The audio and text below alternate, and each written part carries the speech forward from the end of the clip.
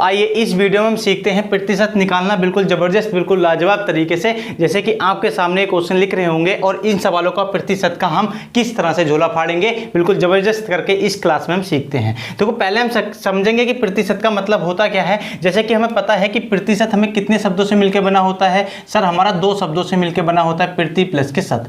प्रति प्लस के शत होता है, जिसमें प्रति का मतलब होता है बटे, प्रति का मतलब क्या होता है बटे होता है, शत का मतलब होता है 100।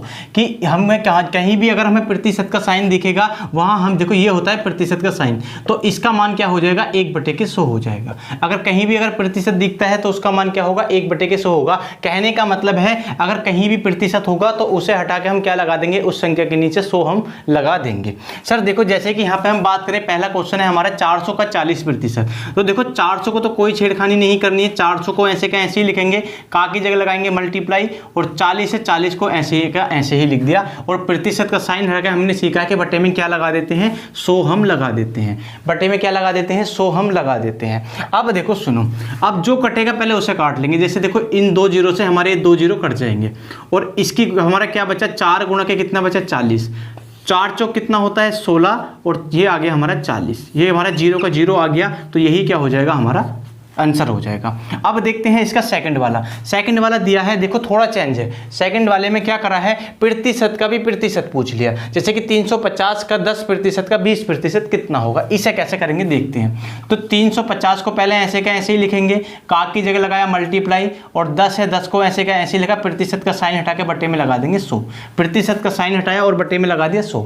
फिर इस का की जगह भी क्या लगाएंगे मल्टीप्लाई लगाएंगे और फिर क्या होगा इसमें 20 को लिखेंगे ऐसे का ऐसे ही, इस प्रतिशत को हटाया बटे में कितना लगा दिया हमने 100 हमने लगा दिया। इसके बाद क्या करेंगे देखो, अब जो कटेगा पहले उसे काट देंगे। जैसे कि इस जीरो से ये वाला जीरो कट गया, इस वाले जीरो से हमारा ये वाला जीरो कट गया। अब देखो इस वाले जीरो से हमारा ये वाला जीरो कट जाएगा।